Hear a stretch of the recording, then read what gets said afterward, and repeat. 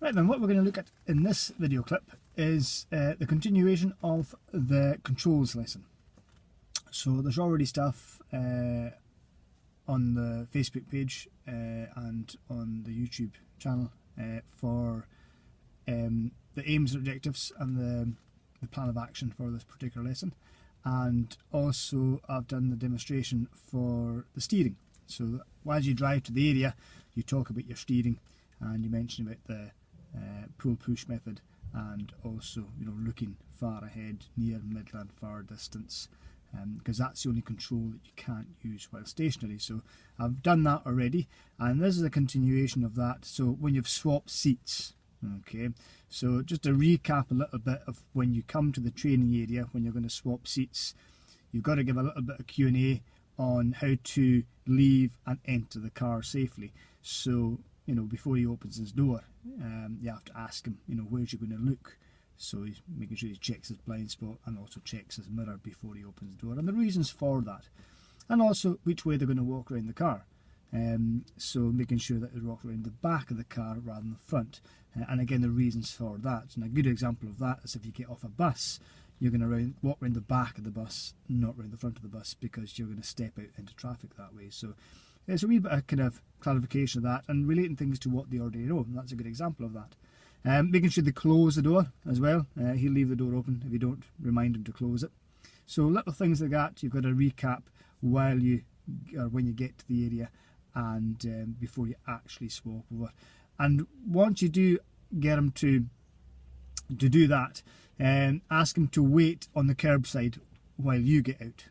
Okay, so then you'll meet him on the curb at the back of the car, and that way you can both walk round together as he comes into the driver's seat. And while you walk round the car, you can actually check and make sure the doors are closed then. So explaining to him while you're standing there that you can see down both sides of the car, so therefore you know that the doors are closed, and you can look at the boot as well. So you're at the back of the car, you can check that the boot's closed before you actually come into the vehicle. So that's that covered then. You've actually already done your doors before you even set in the car. And it's important again that you watch him close his door. So let him close the door himself. There's anything worse than having the door being closed on you. So let him close the door, but you stand and watch and make sure the door is closed before you come back round into the driver's seat. And making sure that you take your keys with you as well. Don't leave the keys in the ignition when you get out. It just leaves leaves things for him to play with basically, and that's something you don't want to do.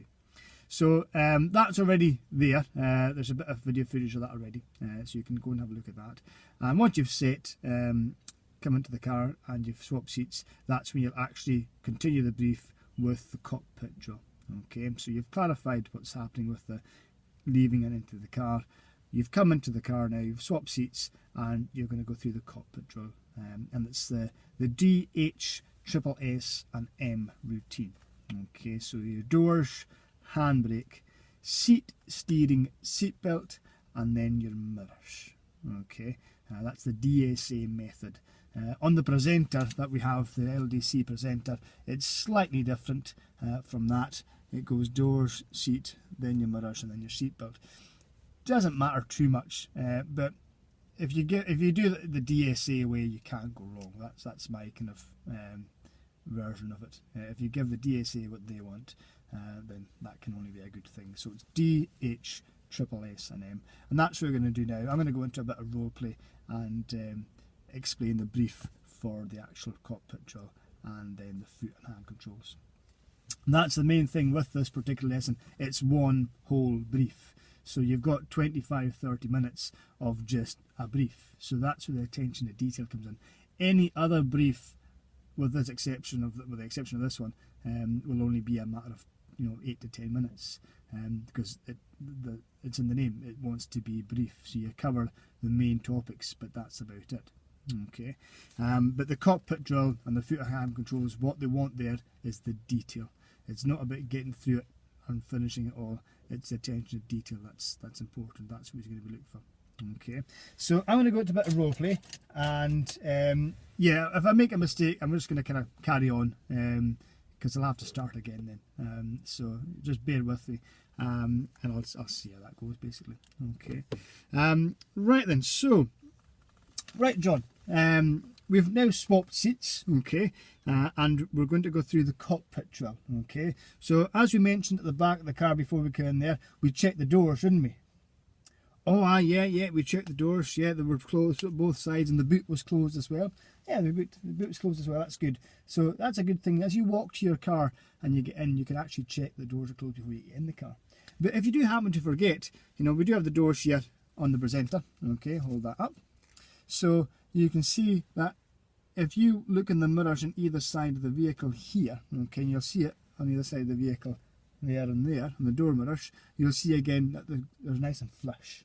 Okay, so a wee example of if they weren't, if I just open this, checking beforehand, there we are. So it's, you'll see, and again, looking in the mirror there, you'll see a little step between the bodywork.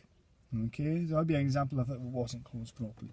Okay, so we've already checked the doors are closed, the boot's closed as well, so that's the first bit of the cockpit drill. That's your doors then covered. Okay, so from there you've got your handbrake. Okay, and although the handbrake's not on this diagram here, we do want to make sure that the handbrake's on. The first thing you want to do when you get in the car is make sure the handbrake's on, really, and you can tell because the handbrake is facing up the way. Okay, and you can also give it a wee tug just to make sure, so you can give it a wee tug like that. It's nice and firm, it's not going to come any higher. So you have a go at that, you give that a wee tug.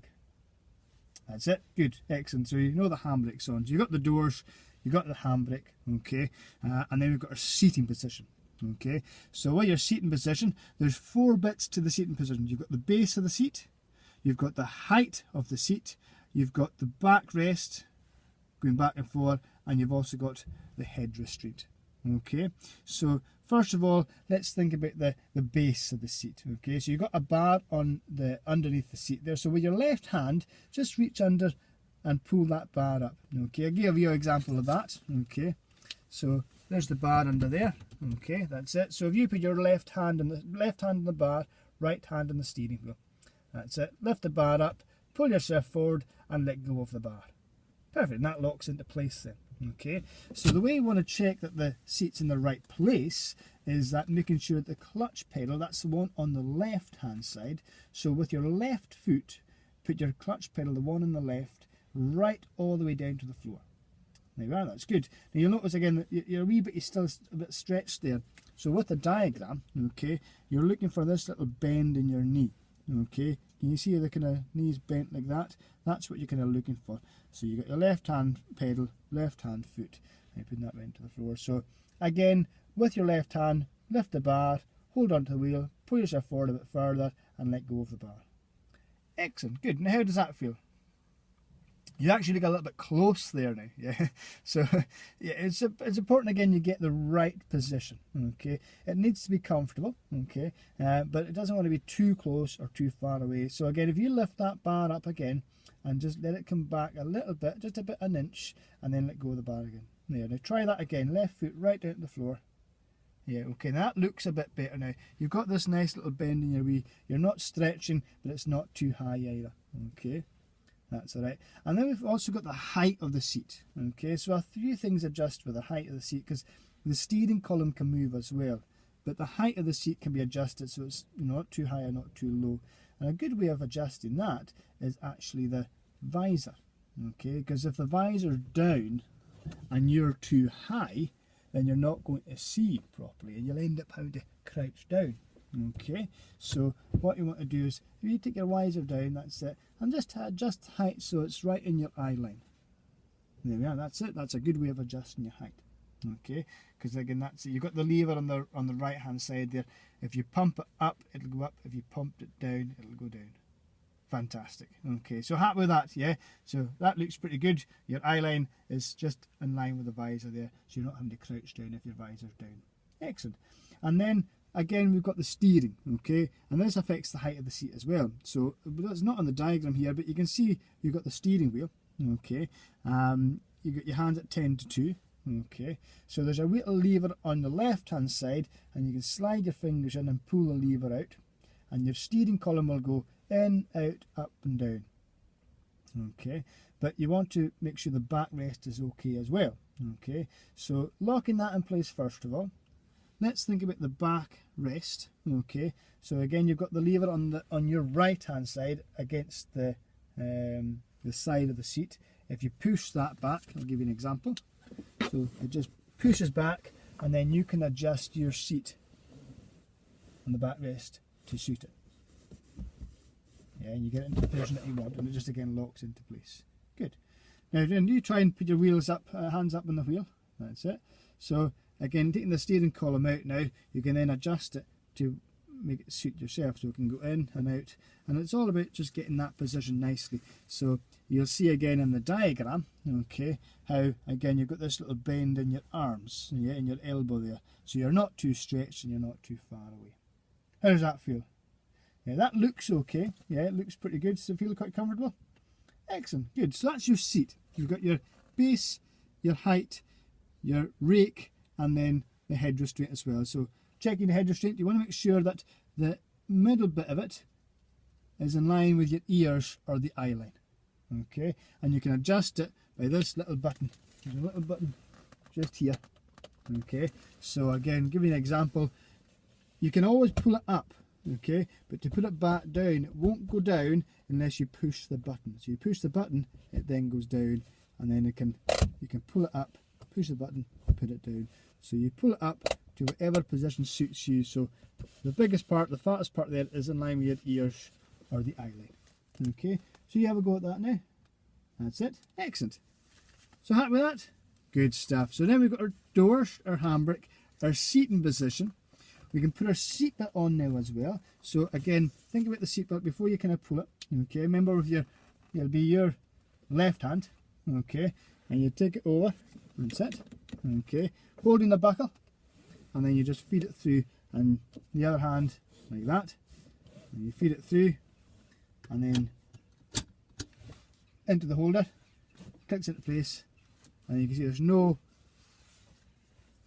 twists in there. Okay, and we're going to practice letting go of that as well. Okay, we'll practice releasing it. So again, with your left hand, okay, or with your right hand actually, yeah, just hold it there and push it. That's it, and then it comes out, and again holding onto the buckle, you want to feed that through. So the idea is that if you let go of it, it could swing back and maybe hit the window. So you feed that through. Okay, and you've also got this little thing here. Okay, so you push the button, and that then goes up and down. That suits your height. Okay, so you can adjust that to suit you. So we'll put it on first of all. Okay, put it back on. That's it. And then you can tell where the height wants to be. So if it's too high, it'll cut across your neck. So the idea is if it's too low, it's not going to go onto your shoulder. So it's getting a position that's just right, that it's on your shoulder there. It's not on your arm, yeah, and it's not on your neck.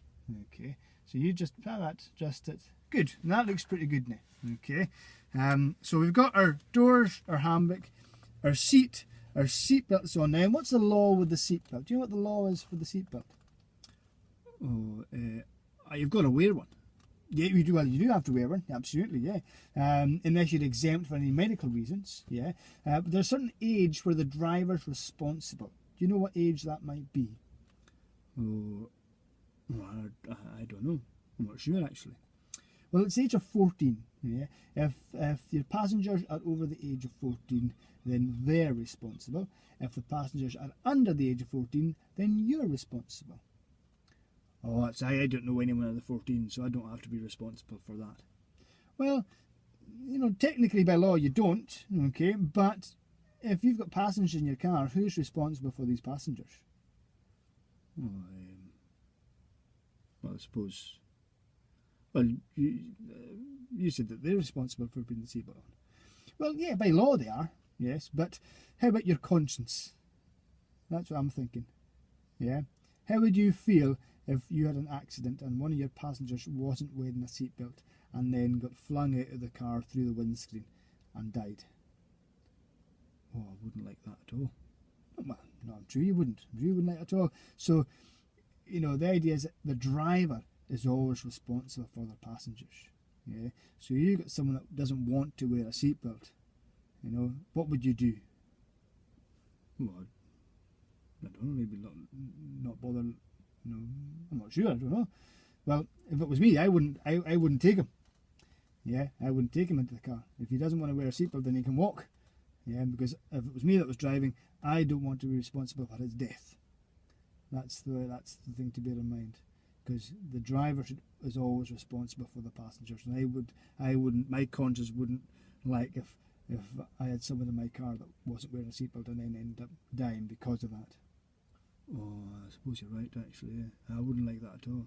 So yeah, they're always good to bear in mind that by law, yes, they're responsible, but as a moral obligation and just for your own sort of sanity and conscience, it's good to make sure the passengers wear a seatbelt. Yeah, and that way again you're going to keep everything safe. Happy with that? Yeah, that's fine. Yeah, it's great. Yeah. Okay then, so that's our seatbelt, and last of all we've got our mirrors. Okay, so we've got 3 mirrors. Okay, you'll see again we've got a flat mirror here in the middle. There they are. And then we've got the 2 door mirrors. Okay, left and right. Okay, and you'll see the difference there. That's flat, that one, flat mirror, and then the other 2 are convex, which means they're wider. So they shrink an image, but they give it a wider field of vision.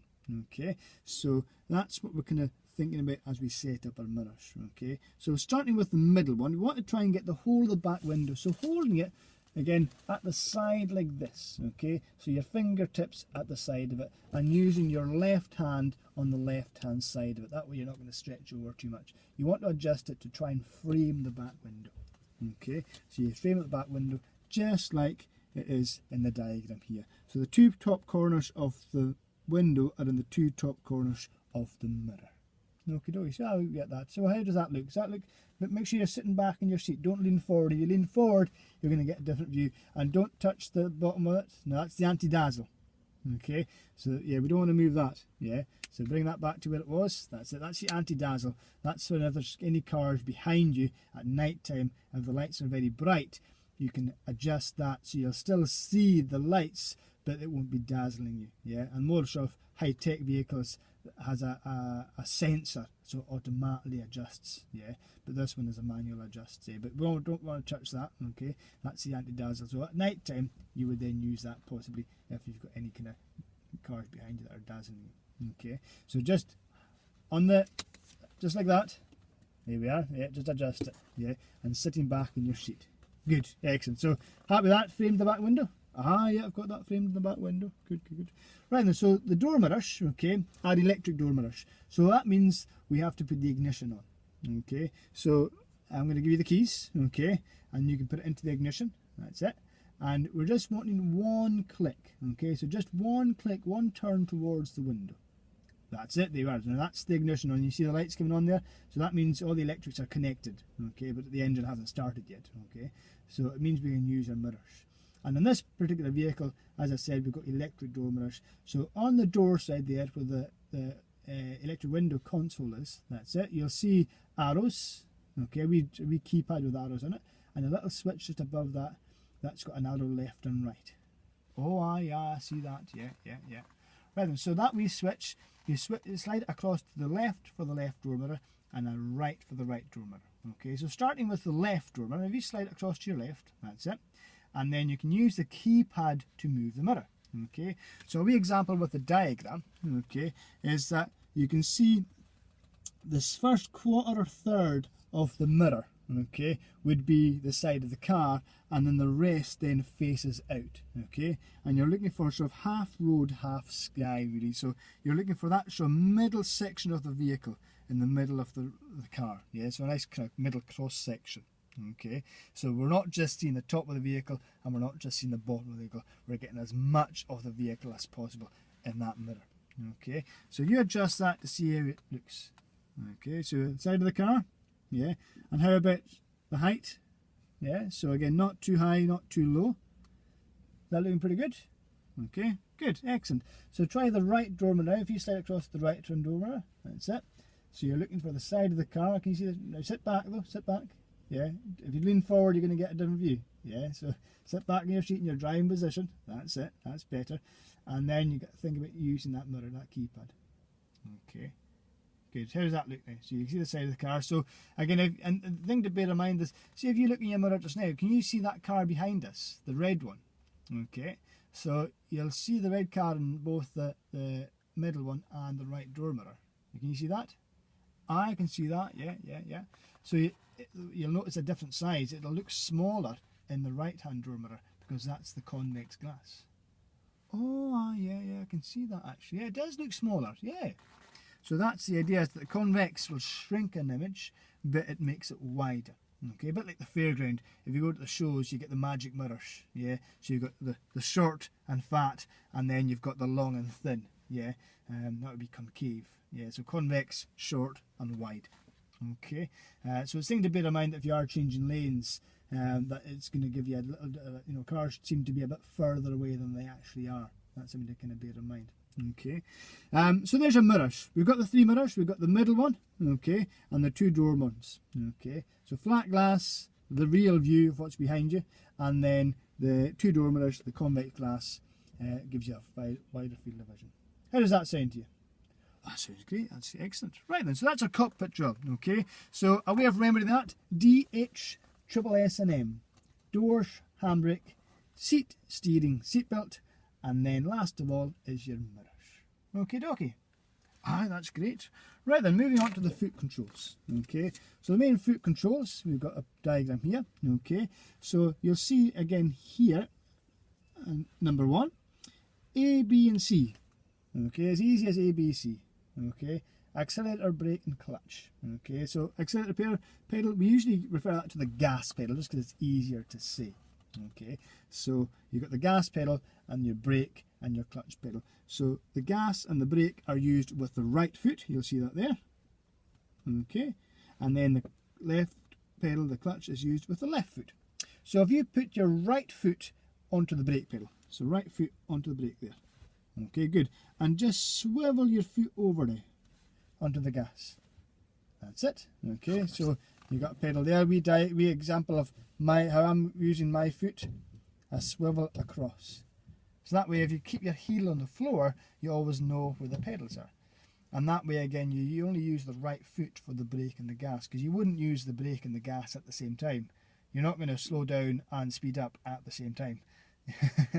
So you'd always use this, it's either one or the other, isn't it?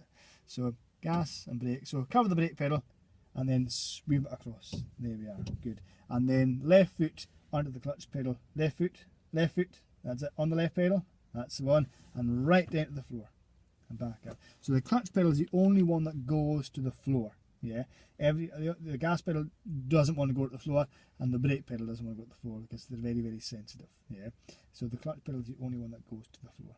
Okie dokie. So that's your 3 pedals and the feet that we use them with. So paying a bit more attention to your gas pedal here. Okay, so you can see that controls the rate of fuel to the engine. Well, that makes it go faster then, doesn't it? Well, yeah, it does kind of make it go faster, but that's not really the term I want to use. The thing that happens is that it controls the rate of fuel. So the more fuel that goes to the engine, yeah, then the quicker the engine will turn. So just like your bicycle, the faster you pedal the bicycle, the faster it's going to go. Yeah, but it controls the rate. That's what it does. It doesn't control. It does technically kind of control the speed, but the idea is that it controls the rate of fuel. And that controls the speed. So the more fuel that goes to the engine, the faster it's going to turn, which will make the wheels turn faster. Okay, so that's the thing. It doesn't make the car go, it just controls the rate of fuel. Okay, so the more fuel, the more speed. The less fuel, the less speed. After that, so again, it's very sensitive, and you can see here how it kind of, there's the engine. The faster the engine turns, the faster then the axle turns, which then makes the wheels turn faster then as well, and that's what makes the car speed up or slow down.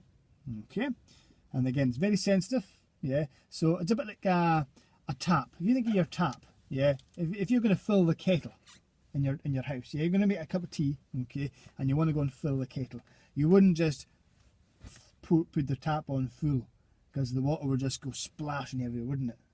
Oh, so it would. So the control, the more you control the tap, the more that controls the speed that the water comes out. Yeah, so that's exactly the same as what's happening here with the gas pedal. Yeah, it controls the rate of the flow. Happy with that? Okay, so on to the brake pedal. So again, with your right foot, you can swivel that across, as it says here. Okay, it's connected to all four wheels, so front wheels and back wheels. So when you press the brake pedal, again, sensitive, yeah, nice gentle squeezing of the pedals. So pedals never push, they're always squeezed and eased, okay? And then you give it a wee squeeze, it affects the brakes on the front wheels and the back wheels, so everything's slowing down, okay? And it also affects the brake lights. So you've got generally 3 brake lights, one on either side and one in the middle. So most modern cars now will have the brake light at the top here because it's easier to see, yeah, especially if it's in flow of traffic. Okay, so activates the brake lights, so that lets you know, or lets other people know that you're going to be slowing down. Okay, so you can see the word progressive there. So you want progressive braking, nice gentle squeezing, and just more and more and more, and then if it, you know, as it comes to a stop, you start to ease off it. So we squeeze and ease on the pedal to control the rate of the car slowing down. Same as the gas pedal, squeeze and ease controls the rate of the fuel. Idea, same as the brakes, it controls the pressure on the brakes. So the more you brake, the quicker it's going to slow down. Okie dokie, yeah.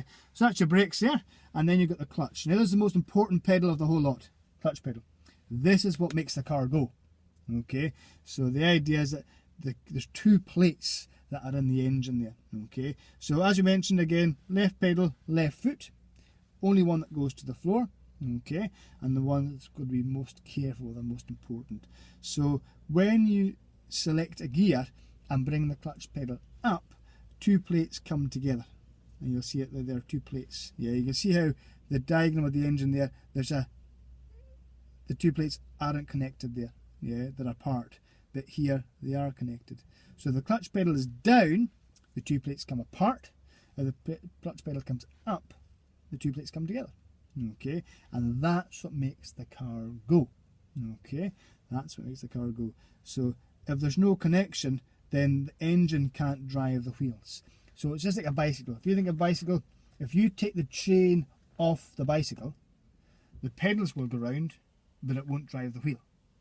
Yeah, but if you put the chain on the bike, yeah, when you pedal, it turns the wheel because there's a connection. So that's exactly what's happening. It's exactly the same principle, but it's 2 plates rather than a chain. Okay, so a little bit of animation of that. There's 1 plate that's connected to the wheels. There's 1 plate that's connected to the engine. So as the engine is switched on, the plate that's connected to it will turn because the engine's turning. Yeah, and then when you select a gear, the 2 plates come together, and as this one turns, it'll connect with the other one, and then that will connect, and that makes the whole lot turn. Yeah, so there's a connection there. Okay, now if they 2 plates bang together or come up too hard and too fast, that's what will possibly stall the car, but we'll come up to that at a later stage. Okay, so the main principle is that it's used for moving off. So it's either moving off, changing gear, and stopping. Okay, so the clutch pedal has to come up to the biting point, which we'll come on to later, but the idea is that you make a connection there to move off. You have to disconnect it to stop, and you also have to disconnect it to change your gear. Okie dokie, yeah. So that's the thing. Connected for moving, disconnected for stopping, and disconnected when changing gear. And with that, excellent. So there's our main foot controls. Okay, and from there we're going to move on to the hand controls. Okay, so if I get the right page here, hand controls. Okay, so any questions with that so far? No, that's fine, that's fine. Right then, okay. So with our hand controls, we mentioned about our steering. So we've got the pull push. So remember, I gave a bit of a demonstration on that. Pulling with one hand and pushing with the other. Yeah. Another term is grip and slide. You grip with one and slide with the other. Yeah. So again, a wee bit of animation. If you're gripping with one, the other one's there, but they'll slide. So you'll grip, and then slide, and then grip and slide, grip and slide. Yeah, something like that. That's the motion that you're doing with the wheel. Okay, and as you mentioned, if you want to go to the left, you pull down to the left and the wheels go to the left. If you want to go to the right, you pull down to the right and the wheels go to the right. Okay, so you'll see it on the diagram there. If you're turning to the right, your wheels are going to go to the right. And we hold the wheel at 10 to 2 in the clock face. Okay, so 10 o'clock, 2 o'clock. quarter to 3 you end up holding the bar rather than the wheel, so it's not as effective. So 10 to 2 is much more effective really, okay, and that again affects your, how you steer the car. And remember, how much to steer depends on your eyes and where you're looking. If you look well ahead, you'll see where you want to go, so you're looking at your near, middle and far distance. Okay, so that's something to kind of think about where you're steering. Okay, from there we've got our indicators. Okay, now we want to use our fingertips with the indicators. So the indicators are the left hand stalk, just here, left hand stalk. Okay, so if you want to go left, go to the right, it goes up the way. Okay, and if you want to go to the left, it goes down the way, just whichever way you're going to turn the wheel. Okay, so again with your fingertips, you have your hands at the 10 to 2 position and just slide your left hand down to the sort of 9 o'clock position. That's it. Keep your thumb on the wheel, and then with your fingertip, that's it, you can put the indicator stalk down. That's it, that's it, and then again underneath it now and flick it back up again. That's it, and then if you want to go to the right, you put it up the way. That's it, so you come at the bottom of it, up, and then on the top to click it back down. So again, you're always using your fingertips rather than your actual thumb and finger together. That's not delicate enough. Okay, so hands are always on the wheel, and again you use your fingertips to use the control. So right for going up for going right, and then down for going left, just the way you're going to turn the wheel. So down that way and up that way. Happy with that? Okay, and the indicators put on the indicator lights, and you'll see that in the diagram. Okay, so why is that important, do you think? Why do we have indicators on the car? Tells people where we're going. Yeah, that's it. It indicates your intentions. That's the idea. So if you're going to go to the left, you want to tell that. You want to share that information with other people. Yeah. So you've got the left-hand indicator for going left and the right-hand indicator for going right. You'll also have a lot of modern cars now with indicators on the mirror as well. Yeah. So there's a side indicator as well as one at the front and the back. Yeah, because that helps for pedestrians and other things like that. Cyclists that might be at the side of you. So, you know, they might not see the front or the back, but they can see the side. Yeah. So in this particular vehicle, there's underneath the mirror, there's indicator lights there. Okay. So once again, left, down for left, up for right, and that again indicates the direction that you're wanting to go, and that tells other people where you're going to go. Happy with that? Okay. And remember, fingertips. Yeah. Always use your fingertips. Yeah. Not your thumb and your finger together. Okay, doke. Right then, so onto the gears. Now the gears, again, can be a little bit complicated, the gears, yeah, but it's not really. It's just got to think of it in a more simple form. Again, just like gears in a bicycle, yeah. So, can you remember having a mountain bike when you're younger? I do actually, yeah, I had a mountain bike, yeah. Did I have gears in it? Yeah, I think I had 18 gears in my mountain bike. Yeah, I'm sure you did. So, look, some bikes have up to 21 gears, sometimes more. And the thing with the gears is that on a bicycle, you change the gear to suit the pressure on your legs. Yeah, so it's too hard to pedal. What would you do if it was too hard to pedal? I would go down the gear into a lower one. Exactly. Yeah, so down the gears. Yeah, it makes it easier to pedal. But if it was too easy, if your legs would go like mad and you're too easy to pedal, then you would go up the gear, wouldn't you? Oh, I would. Yeah. So that's the same in the car, exactly the same principle. The gears in a bike are exactly the same principle in a car. Low gears give it lots of power, but you don't really get anywhere. So like first and second gear in a bicycle, your feet go round like mad, but you don't actually get much speed. So the more speed you build up, the more you go up the gears, it becomes stiffer, and then you start to go faster and faster and faster. So it's exactly the same as a car. So you'll see again, first gear on the diagram, lots of power, but very low speed. So there's a speed to gear ratio that we have, and it's not always exactly the same, but a little sort of guide would be sort of 0 to 10 miles an hour would be first gear, and then 10 to maybe 20 miles an hour would be second gear, and then 20 to 30 miles an hour would be third gear, and then 30 to 40 miles an hour would be fourth gear, 40 to 50 miles an hour fifth gear. So that gives you a little bit of a guide, but it's not exactly that. Every car will be a little bit different. But the idea is that you suit the gear to match with the speed of the car and the noise of the engine.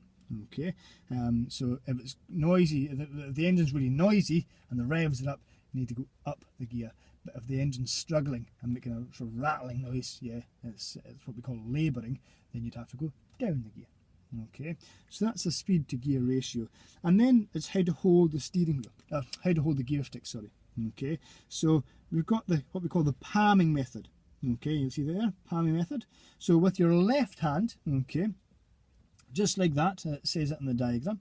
Okay, so left hand like that, okay, facing me, and then put your left foot on the clutch pedal, put it right down to the floor, that's it, and just leave that down there just now. So you're going to go left and then up.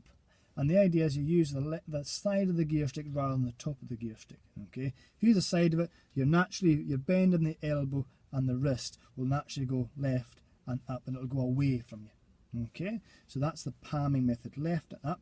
And then for second gear, you just keep it on the left hand side like that, and then again hold the weight against the wall and you slide it down, and again you'll naturally go away from yourself and you'll keep it against the wall there. Okay, so you'll find again just there you'll have second gear, left and down. Okay, and then from third gear you're going to change the position of the hand here now. Okay, so again coming from behind the gear stick, so palm towards the window, that's it. You've got two movements, up to neutral and then up to third, because it naturally springs back, so you don't have to pull it over. Yeah, and that's what people tend to do. If their hand's on the top of the gear stick, they kind of wrestle with it. So you want to have your hand open using your palm, and then up to neutral and then straight up to third. That's it. And then for fourth gear, it's the same idea. You're coming towards yourself then. Yeah, so hand again open, and then you bring it down. And then for fifth gear, again hand towards the window, up to neutral, but then because there's the spring, you'll have to go across and up. There we are. Okay, so you're pointing your palm whichever way you want to go. So coming down the gears now, so you're going to go from 5 to 2. So you come down and then you go left and down. That's it. There we are. Okay, and then up to 1. And there we are. Good. So that's your palm method. So you're pointing the palm whichever way you want to go. Okay, so if you want to go to the left, your palm is on the left hand side of the gear stick. If you want to go to the right, it's on the right hand of the gear stick. Okay, fantastic. Right, so that's your gears. Any questions with that? And then we have our handbrake, last of all, and it's only used while stationary, and it's against the two back wheels. Okay, so that's something to bear in mind. Two back wheels there, the handbrake. It's only used to hold the car and make it safe. Okay, so we'll give a wee example of how to use that. So I'll give you an example first. I'm going to put my foot on the brake pedal so it doesn't move off anywhere. So you lift the handbrake up a little, take the pressure off it, push the button, and then put it all the way down to the floor there. That's it. And then when you put it back up, we push the button so we don't get the clicking noise. Hear that? We don't want to hear that clicking noise. So push the button, hold it up till it's firm, hold the weight, it doesn't have to be stretched, just so it's firm, and then let go of the button and then let go of the handbrake. So it goes onto its catch then. Okay, because it's a ratchet system, so there's teeth inside the mechanism. Yeah, and it goes click, click, click, click, click. So if you're hearing the clicking noise, you're going to wear out that teeth. Yeah, so eventually, because the handbrake's up and down a lot in this particular vehicle, we want to make sure you're pressing the button. So you have a go at that, okay? So can I trust you to put the foot in the brake? Yeah, okay, so you put your foot in the brake pedal, squeeze it and hold it there. Right, no, right foot. Yeah, remember, right foot is the brake in the class. That's it, yeah, right foot. There we are, squeeze it, okay.